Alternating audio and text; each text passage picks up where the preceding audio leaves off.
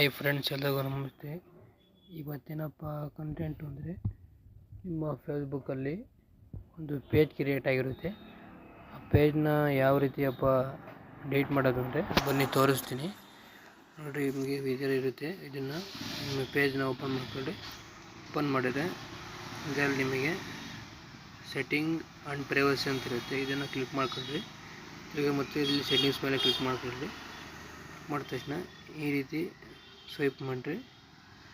ಹೀಗೆ ಸ್ವೈಪ್ ಮಾಡಿದರೆ ಇಲ್ಲಿ ನಿಮಗೆ ಆ್ಯಕ್ಸೆಸ್ ಆ್ಯಂಡ್ ಕಂಟ್ರೋಲ್ ಅಂತ ಇರುತ್ತೆ. ಇದ್ರ ಮೇಲೆ ಕ್ಲಿಕ್ ಮಾಡಿ. ನಿಮಗೆ ಕ್ಲಿಕ್ ಮಾಡಿದ್ರೆ ಇಲ್ಲಿ ಕೇಳುತ್ತೆ ಡಿಆಕ್ಟಿವ್ ಪೇಜ್, ಅನ್ಪಬ್ಲಿಷ್ ಪೇಜು, ಡಿಲೀಟ್ ಪೇಜ್ ಅಂತ. ನಿಮಗೆ ಪರ್ಮನೆಂಟ್ ಡಿಲೀಟ್ ಮಾಡಬೇಕಲ್ವ, ಅದಕ್ಕೆ ನೀವೇನು ಮಾಡಬೇಕು ಅಂದರೆ ಇದ್ರ ಮೇಲೆ ಕ್ಲಿಕ್ ಮಾಡಿರಿ. ಡಿಲೀಟ್ ಪೇಜ್ ಅಂತ ಇದನ್ನು ಕಂಟಿನ್ಯೂ ಕೊಡಿ.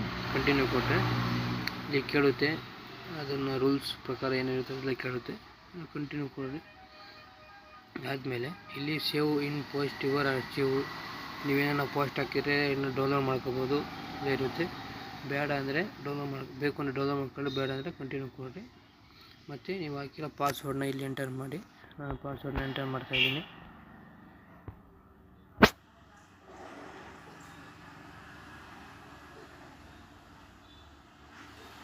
ಆದಮೇಲೆ ಇಲ್ಲಿ ಕಂಟಿನ್ಯೂ ಕೊಟ್ಟರೆ ಡಿಲೀಟ್ ಪೇ ಅಂತ ಬರುತ್ತೆ.